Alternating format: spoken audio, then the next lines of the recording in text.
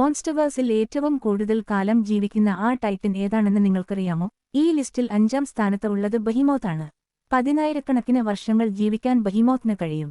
ദീർഘായുസ്സ് മാത്രമല്ല, പ്രകൃതിയെ പഴയപടിയാക്കാനുള്ള ഒരു പ്രത്യേക കഴിവും ഇതിനുണ്ട്. ബഹിമോത്ത് പോകുന്നിടത്തെല്ലാം തകർന്ന ഇക്കോസിസ്റ്റം വീണ്ടെടുക്കപ്പെടും. ഇതിന്റെ വലിയ കൊമ്പുകളും കട്ടിയുള്ള രോമങ്ങളും പല ഭൂമിശാസ്ത്രപരമായ മാറ്റങ്ങളെയും ഇത് അതിജീവിച്ചിട്ടുണ്ടെന്ന് കാണിക്കുന്നു. 4-ാം സ്ഥാനത്ത് മെത്യൂസല ആണ്. ലക്ഷക്കണക്കിന് വർഷങ്ങളാണ് ഇതിന്റെ ആയുസ്സ്. മെത്യൂസലയുടെ ശരീരം പാറകളുമായി ചേർന്നിരിക്കുന്ന ഒന്നാണ്. ഇത് ഉറങ്ങുമ്പോൾ ഒരു വലിയ കാട് നിറഞ്ഞ പർവ്വതനിര പോലെ തോന്നും. ഈയൊരു അവസ്ഥ മെത്യൂസലക്ക് ഊർജ്ജം സംഭരിക്കാനും അതുവഴി ആയുസ്സ് വർദ്ധിപ്പിക്കാനും സഹായിക്കുന്നു. 3-ാം സ്ഥാനത്ത് കിങ് ഗീഡോർ ആണ്. ഇതിന്റെ ആയുസ്സ് ഏതാണ്ട് അനന്തമാണ്. ഭൂമിയുടെ ഇക്കോസിസ്റ്റത്തിൽ പെട്ട ഒന്നല്ല കിങ് ഗീഡോർ. അതുകൊണ്ട് തന്നെ ഇതിന് അത്ഭുതകരമായ പുനരുജ്ജീവന ശേഷിയുണ്ട്.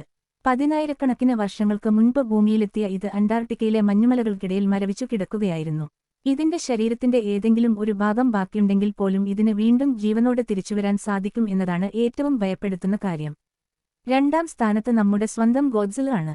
ഏതാണ്ട് 250 മില്യൺ 25 കോടി വർഷങ്ങളായി ഗോഡ്സില അതിജീവിച്ചു പോരുന്നു. പെർമിയൻ കാലഘട്ടത്തിലെ ഒരു പുരാതന സൂപ്പർ സ്പീഷീസിൽ നിന്നാണ് ഗോഡ്സിലയുടെ ഉത്ഭവം. ശക്തമായ സെല്ലുലാർ റീജനറേഷൻ കഴിവുള്ളതുകൊണ്ട് മനുഷ്യർ ഉണ്ടാകുന്നതിന് എത്രയോ മുൻപ് തന്നെ ഗോഡ്സില ഭൂമിയെ സംരക്ഷിച്ചു പോന്നിരുന്നു.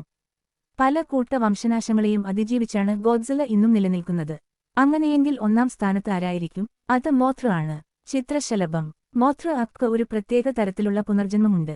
മരണത്തിന് ശേഷം ഒരു മുട്ടയായി മോത്ര വീണ്ടും ജനിക്കുന്നു. മുൻ ജന്മത്തിലെ ഓർമ്മകളും ലക്ഷ്യങ്ങളും എല്ലാം അതേപടി ഇതിന് ലഭിക്കും. അതുകൊണ്ടുതന്നെ മോത്രയുടെ ജീവൻ അമർത്യമാണ് എന്ന് പറയാം.